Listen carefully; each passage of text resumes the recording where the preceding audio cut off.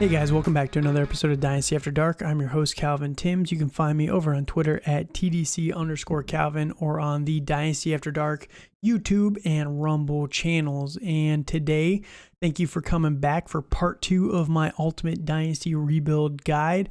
I've taken a lot of pride putting this together because one of the biggest issues I think in Dynasty leagues that I've noticed in all of my leagues is a lot of times teams tend to get stuck because they don't know how to rebuild effectively, and they get stuck in either the bottom 4, they're always missing playoffs, or they're stuck right at the edge of playoff teams and they just don't know how to make the push on how to improve their team and really turn around their success multiple seasons. So I wanted to put this guide together, and if you haven't yet, please go over and see part 1 on YouTube or Spotify or wherever you listen to the podcast. And while you're over there, if you don't mind giving the channel a like or the video a like, or the channel a subscription, leave a comment, whatever it is, just to help the podcast and help get this video out there to your league mates. Don't be stingy. Get it out there to your league mates, because the one nice thing about a competitive Dynasty league is it just makes it more fun. If everyone can contend and everyone can compete, then it just makes it a lot more fun. You don't want to just be beating up on guys unless it's for like $1,000 a season. Then okay, maybe I understand, but free money isn't really the most fun money. I want to whoop them while they're competitive at the same time, right? So I wanted to put this guide together to really just help people understand the process of how to rebuild. And if you missed it in part 1, I my first 3 steps, and I've broken it down into 6 steps essentially for the rebuild guide. Steps 1 through 3 were analyze your roster, because the biggest, most important step, the whole key to this whole thing is first you have to look at your roster and you have to be truthful with yourself on what you have, what your strengths are, what your weaknesses are, where you can improve. And then after that, you can go right into step number 2, making a plan for what your next steps will be. Do I need to contend this year? Do I need to start to look at a rebuild? Am I doing a soft rebuild where I don't need to do everything from the ground up? Maybe I just need 1 or 2 players. And after you have a plan, first thing is to look at upcoming rookies. That's step number 3 here, because knowing what the future holds before you make a plan, and step 4, which I'll get to in 1 second, you have to know what the upcoming class is, because it doesn't help to make a plan if you don't really know what you're working with. That's like saying, make me a McMuffin, and all I have is a box of ingredients. You're not Top Chef, right? You don't know really all the steps that it takes to make me a McMuffin. So you got to know what you're dealing with before you can start to cook with it, right? So those are steps 1 through 3. Analyze your roster, make a plan, and then know the future and the upcoming classes, the upcoming free agents, and things like that.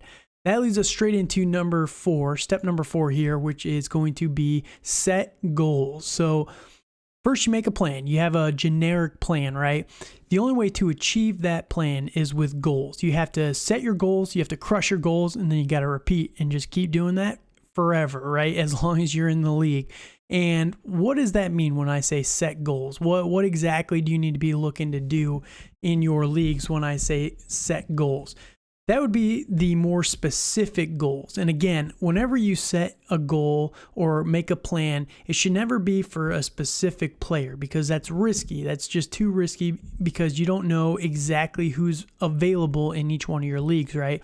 If you set a generic goal of get Christian McCaffrey in every single league, well, there might be a league out there where you can't get Christian McCaffrey. So then that goal falls apart, and then your plan just never materializes, right? So you're going to have to look for something else, and that's why I want to have very specific goals, which are like improve your running back position. Like, let's say you analyze your roster and you just really don't feel great about your running backs. Maybe you got 1, 2 guys that are potentially going to be really, really good, but you don't have a lot of depth and you want to improve that. Well, that's a goal. You're not going to say, okay, I'm going to get Jonathan Taylor or Christian McCaffrey, because it's unrealistic, right? You got to look and be flexible at the same time while having a specific goal. So that's what I mean by being water a little bit there.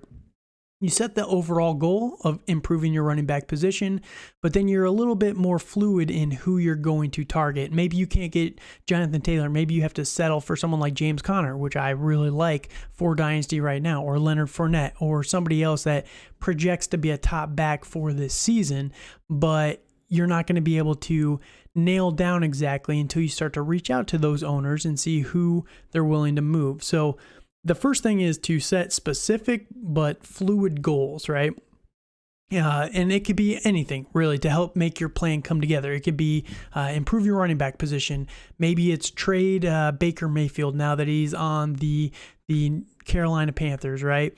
And that's one big piece of news that just dropped yesterday. In case you guys haven't heard, Baker Mayfield was traded to the Carolina Panthers, which sucks for Matt Corral, but I actually don't mind it too much. I didn't really expect him to play this year, but I like him still long term. But definitely is a ding to my ego on that one. I still think that Matt Corral is the best quarterback in this class, but we will see how it goes in year number 2 for him, because Baker is going to ball out in Carolina. So maybe that's a goal for you, right? Maybe you have 5 quarterbacks in a super flex league and you need to move some of these guys. Well, maybe your goal is trade Baker Mayfield. It doesn't have to be a super in-depth goal, but just by setting the goal, it makes achieving your plan that much easier, right? Once you start hitting all those goals, the plan will all come together, right? And that's what we need to really improve our roster and improve it for multiple seasons.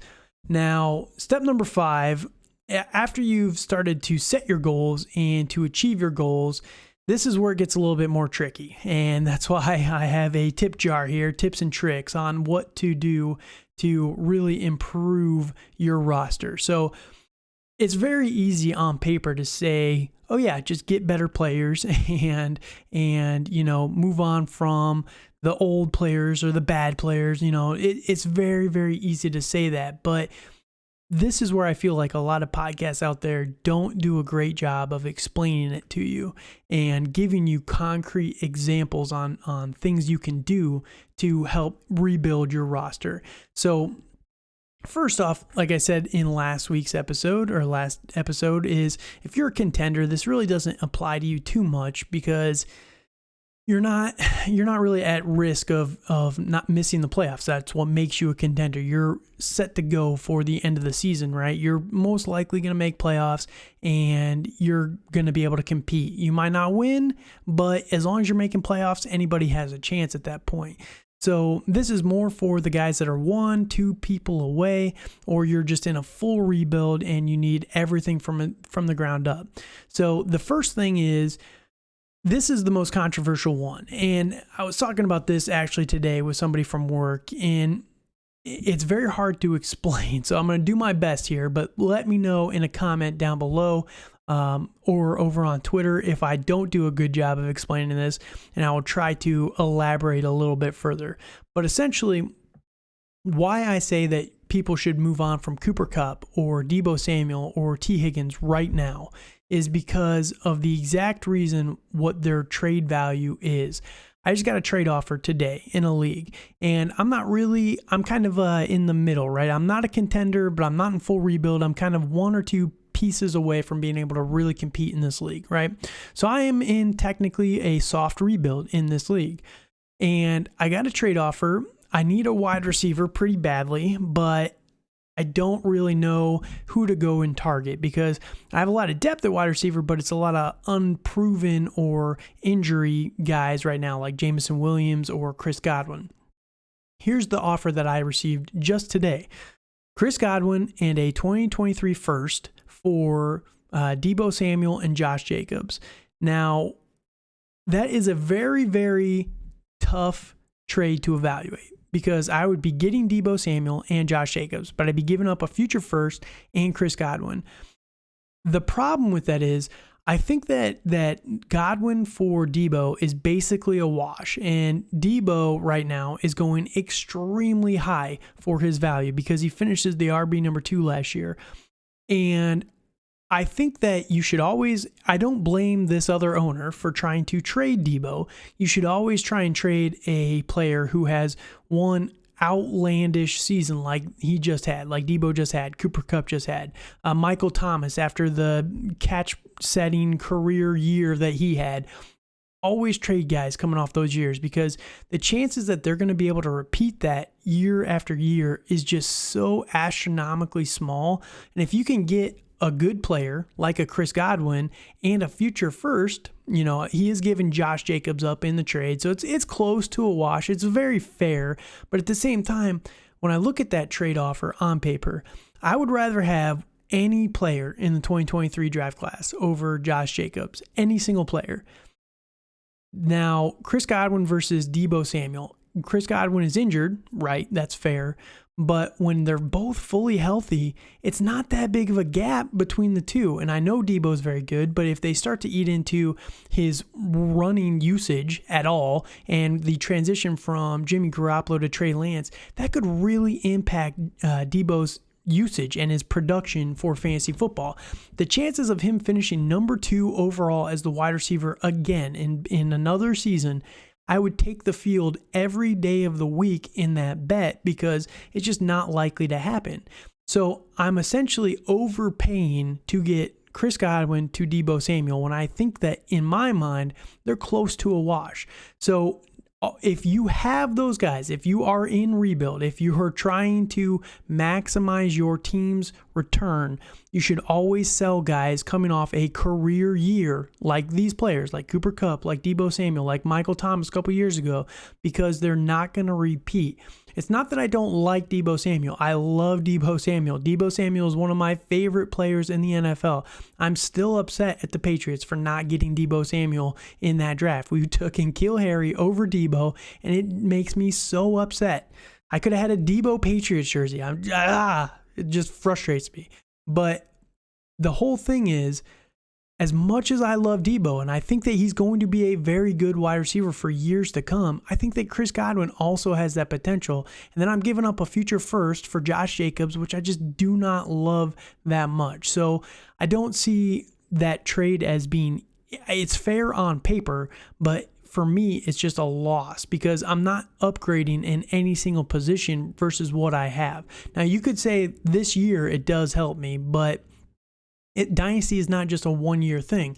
I don't just need Debo Samuel for the first, 6-8 games while Chris Godwin gets fully healthy, right? I need production, and I need him to be a better wide receiver than Chris Godwin for the rest of their careers, which I just cannot bank on that, right? After 1 year from Debo. And like I said, I love these players. I love Cooper Kupp. I love Debo Samuel, but it's just, you always trade a guy when they're at their peak value for whatever haul you can get for them. And that's the biggest tip that I can give to anybody in rebuild. You take these players and you sell them. You sell them for a haul and you get multiple pieces back, and you try and just limit your risk a little bit there. Now, another thing is, like, for example, Debo Samuel, if I had Debo and I was going to trade Debo at this time, right, who would I be targeting? Certain wide receivers that I'd be targeting. Hollywood Brown is one. If you can get Hollywood Brown and a piece back, that's a great trade, in my opinion. If you could get someone like, I'm trying to think off the top of my head. I should have had a list of names, but this all just kind of came to me. But if you could get someone like Cortland Sutton plus a pick back, if you could get, because wide receivers are just so close, Brandon Cooks and a wide receiver back, it's just the wide receiver position is so close that it really doesn't make that much of a difference between Cortland Sutton and Debo Samuel out if he comes back down to earth, right? And that extra piece, you're getting another piece on top of it. So that's the best way to maximize your value in Dynasty for years to come, right?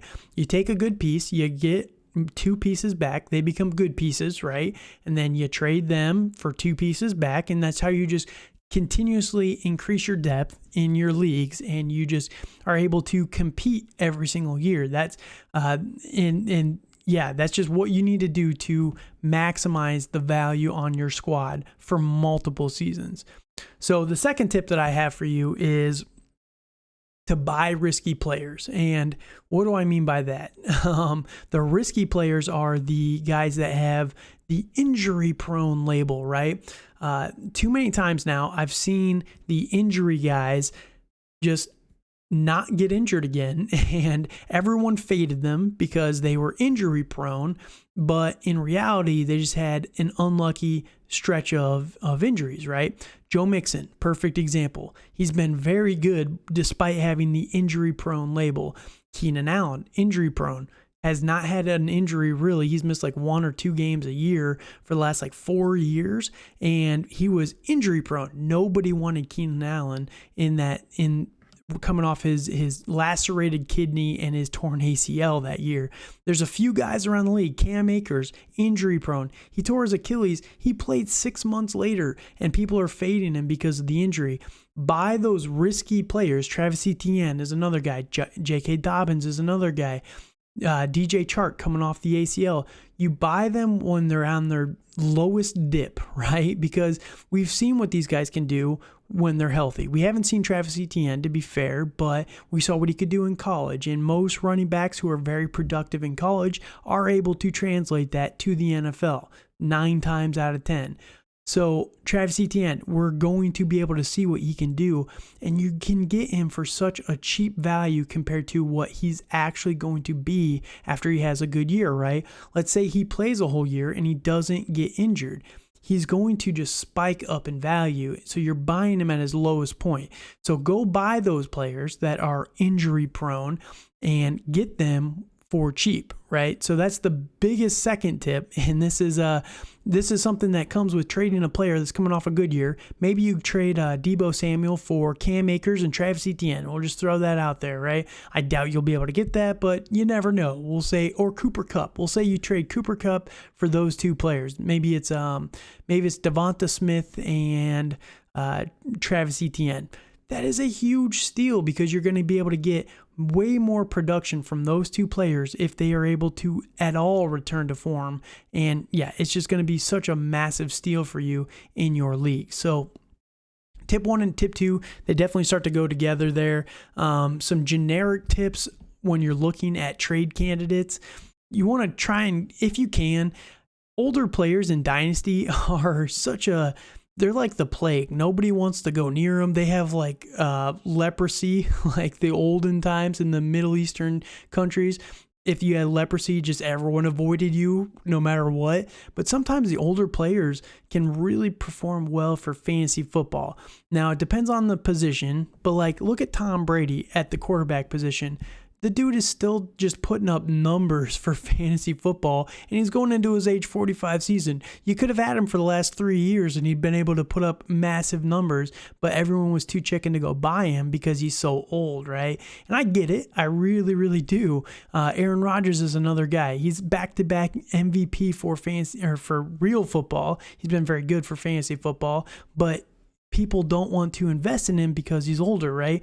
Aaron Rodgers could play until he's 45. He's in very, very good shape, but nobody wants to invest that. The problem is everyone looks at Dynasty as a 10-year window, right? It's 1 year and 10 year for Dynasty football. That's all it is.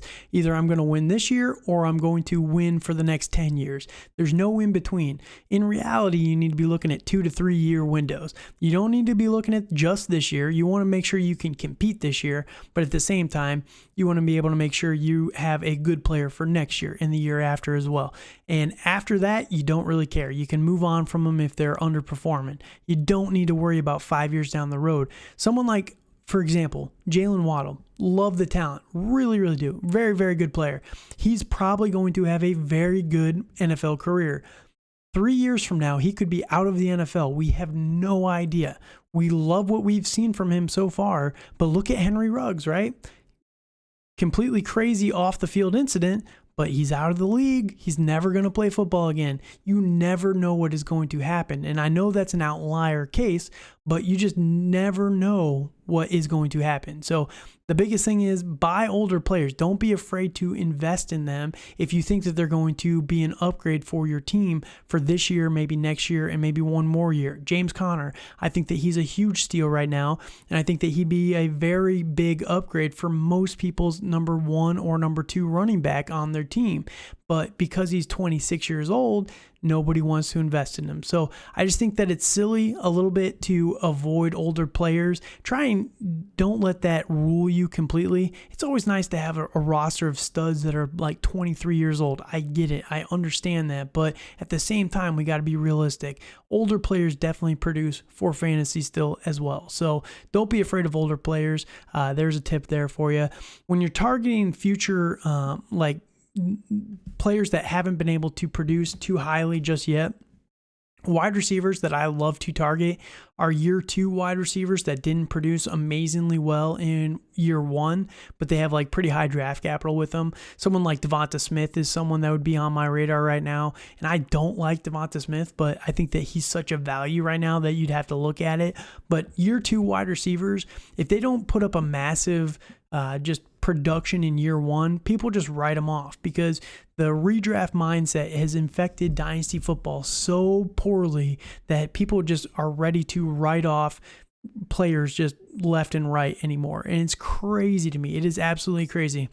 For example, Curtis Samuel, wide receiver for the Washington Commandos, right? 25-year-old wide receiver. He is 25 years old. He could go on and play until he's 34, and we'd be able to have 9 years of him. Now, will he be able to light the league on fire? More than likely not, but you never know, like I just said. And everyone just does not want to touch him with a 10-foot pole because we've seen it for 3-4 years. He's been injury riddled a little bit. He never really got to play in Washington when he got over there. And he's just an extremely cheap option. Maybe he never becomes anything, but everyone is just ready to write these players off just completely despite their age, So you can still get really young wide receivers. You can really get young running backs, Cam Akers, for example, and people are just ready to write them off because they haven't been able to produce last year. So just think about that for your players that you're targeting. Year 2 wide receivers, year 3 tight ends. That's typically when they try to break out or start to break out in fantasy football. It takes them about 3 years to really learn the ins and outs of being a tight end at the NFL level. So if they can break out before that, that's great. Mark Andrews comes to mind right there, George Kittle, somebody like that. But for example, I think Noah Fant was someone who really started to come into his own in year 3, but it's just something that we've seen quite a bit from year 3 tight ends. If you're going to go buy one, that's what I would typically target there. That's all the tips and tricks that I have right now, but there's so much more that can go into a dynasty rebuild podcast. But if you're looking for more advice, please be sure to follow me over on TDC_Calvin on Twitter or comment on the video with any questions that you might have. I would love to help people just be able to turn around their rosters. And I've done this for a couple years now where I do a roster review, give you strengths and weaknesses privately, typically in DMs and everything like that. And people always say that I give them great advice. I really help people with their rookie drafts and trade targets and things like that. But people never give me the credit out in public. And I'm not going to point any fingers over here, but I love to help people. That's why I created this podcast. I'm doing this not for me. Like, I don't get anything from getting up here and talking. I could just continue to do what I'm doing and continue to win in my leagues, but it doesn't help me because I want to help everyone else. It makes me feel better when I can help other people improve their roster. So please, if you have any questions that you're thinking of in this tips and tricks, please be sure to comment over on the video or reach out on Twitter, and I'd be happy to help. So the last step number 6, is going to be profit. If you follow all these tricks, if you follow all these steps, I guarantee you that you're going to improve in dynasty football. You might not be the year-to-year title holder like Kamaru Usman over here, but you will be able to compete year in and year out. It takes a little while. I'm not going to say you can do this in 1 year, but I was able to fully rebuild a roster It's a roster that finished number 2 overall in a startup season, but it was very old. It didn't have the best players on it, and it was really, really risky, right? So I decided to burn it to the ground and start from scratch, essentially. And in 1 year, I have one of the deepest rosters in the entire league, although my biggest issue now is I'm missing some of those elite players at the top, right? But hopefully some of the guys on my team can mature into those elite players, but it will take some time to tell that. But I did that in 1 year by following these. I looked at my roster. I analyzed my roster. I decided that my assets that I had on my team are, 1, they're about to age out, so that's not great. 2, they're falling off for fantasy football, so that wasn't great either, right? So they're getting older and they're starting to fall off. That is a terrible situation. So you sell those guys while you can to get all the value, maximize the value on your team. But I looked at all my guys and I decided that I just cannot compete in this league. I just did not have the firepower. The number 2 finish was a fluke, and I fully admitted that. But after I looked at my roster, I started to make a plan. Okay, I need to start to improve. I need to improve in this year. I need to make a plan. I'm going to start a full rebuild. I'm starting from scratch. It's not going to be partial. I'm not going to go into the season thinking that I can compete when I know that I can't. In my heart of hearts, I know that I could not compete with that team. So I burned it to the ground, made a plan on how to do it, looked at the draft class. At the time, I thought the 2022 draft class was going to be a little bit better. Some of the running backs that went back to college kind of hurt that first round class, but it'll be all right. But I looked at the upcoming guys. I targeted some of the future free agents, and I've just been able to turn around the team. Then I set goals. I wanted to improve. I wanted to get someone like Trey Lance. I wanted to get someone like Justin Fields on their down years. I traded all of my high pieces and traded for future capital, bought into 2022 more than I probably should have, but it didn't hurt me too much. I actually quite like the guys that I did manage to get from this year's draft class, but I made a plan, set goals, and achieve those goals. Now the only step is to profit, and maybe it's not this year. Maybe 1.5, 2 years is going to be all I need for the rebuild to be complete.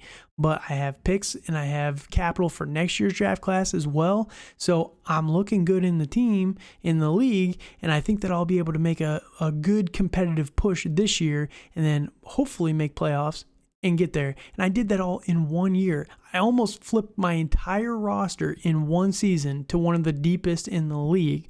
So if I can do that in a competitive high dollar league where people are stingy as hell, you can do it in any of your leagues as well. I believe in you. So please be sure to like, comment, and subscribe to the video. Thank you guys so much for listening. I appreciate you guys. Again, follow me over on Twitter. Hit me up with any advice that you guys are looking for. Again, this is only the surface level. An hour on a Dynasty rebuild is not enough time. I fully admit that. But I'm trying to give you the best, most practical advice for rebuilding that I can without trying to drone on just too much for all of these videos. So follow me over on Twitter. Hit me up with any comments, questions that you might have. Excuse me. Follow me over there. Excuse me. Hit me up with any questions, and I would be happy to help you out, help you flip your team as well. Thank you guys so much, and good night.